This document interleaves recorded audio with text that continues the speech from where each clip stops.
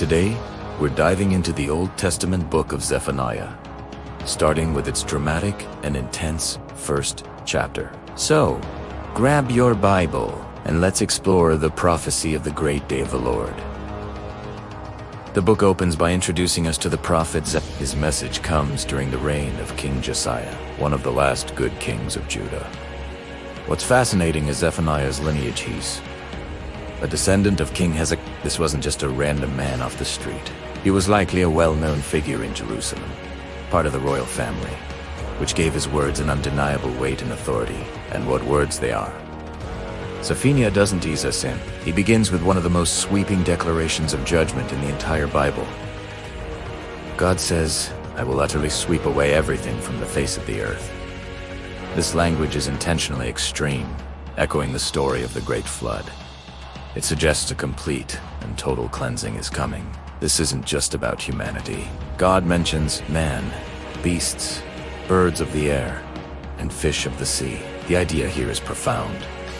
Humanity's sin had become so pervasive that it had polluted the very fabric of creation. The world order, established by God, was being corrupted and needed a reset. After this universal declaration, the prophecy zooms in, focusing like a laser on the heart of the problem, the city of Jerusalem and the kingdom of Judah. God gets specific about who will face this judgment, and he starts with the religious leaders.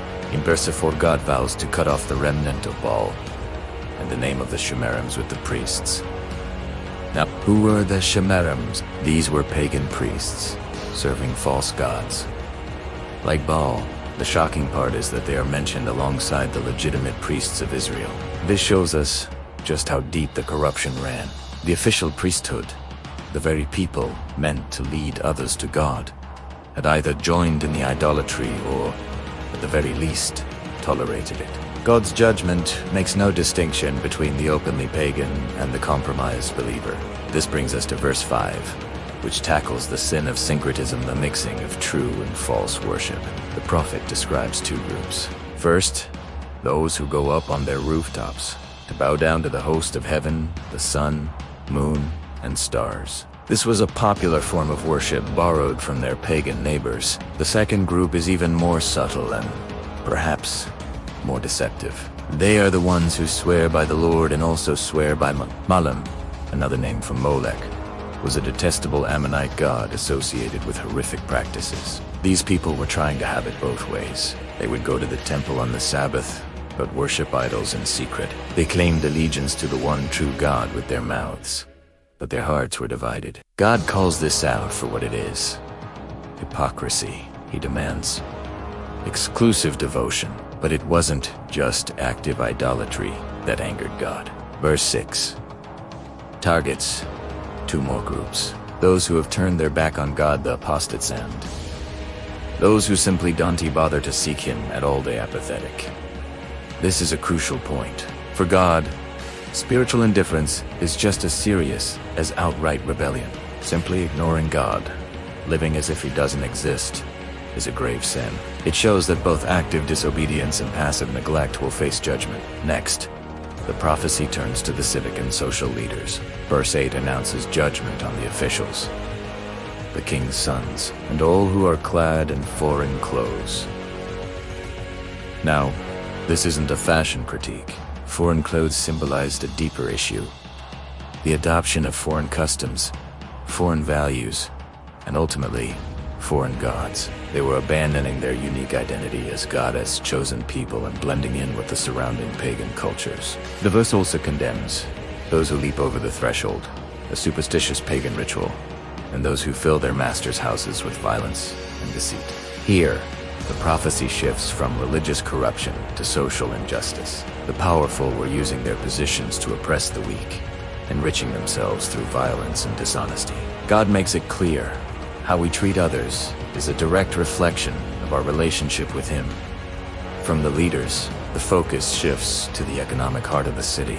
Starting in verse 10, we hear a prophecy of an enemy invasion. A cry will be heard from the Fish Gate, a main entrance in Jerusalem's northern wall. This detail makes the threat feel terrifyingly real and immediate. The invasion will cause panic, and a wail will spread throughout the city. Then, in verse 11, God commands the people in a district called Mekteshtahal. Mektish literally means mortar or hollow place, and it was a low-lying commercial area in Jerusalem, like their Wall Street. This was where the merchants, traders, and the wealthy did their business. God says these people will be cut down, their economic power, the silver they hoarded, and the entire system built on greed and dishonest gain would collapse. Their financial security was an illusion. This leads to one of the most vivid metaphors in the chapter. In verse 12, God says he will search Jerusalem with lamps to find and punish the men who are settled on their lees. This imagery comes from winemaking. If wine is left to sit too long on its dregs or lees, it becomes thick, stagnant, and spoiled. This is a picture of spiritual complacency. These were people who were comfortable, undisturbed, and utterly indifferent to God. And why were they so complacent? The verse tells us, they say in their hearts, the Lord will not do good, nor will he do evil. This is the core of their sin. They had devolved into a practical atheism. They didn't deny God's existence, but they denied his involvement in the world. They believed their actions had no divine consequences. God's response is to shine a light into the darkest corners of their complacency and hold them accountable. The consequence for all this is laid out in verse 13. They will build houses but not live in them. They will plant vineyards but not drink the wine. This is a direct echo of the covenant curses found in Deuteronomy. Everything they worked for, all the wealth they accumulated, would be taken by the invading enemy. Their trust in material possessions would be proven completely worthless. The chapter then culminates in a terrifying, poetic description of the day of the Lord. Verses 14 to 16 describe it as a day that is near and hastening fast. It is not some far-off, abstract idea. It is imminent. Zephaniah piles on the descriptive words. It is a day of wrath, distress, anguish, ruin, devastation, darkness, and gloom. It's a day of the trumpet blast against fortified cities, signaling an all-out war. This is a powerful description of the coming Babylonian invasion, but it also carries echoes of a final, end-times judgment. The punishment is described in visceral terms. In verse 17, God says he will bring such distress that people will walk like the blind, utterly helpless and confused. Their bodies will be treated with complete contempt, their blood and flesh poured out like dust and dung. This is the ultimate humiliation, showing the worthlessness of a life lived in rebellion against God.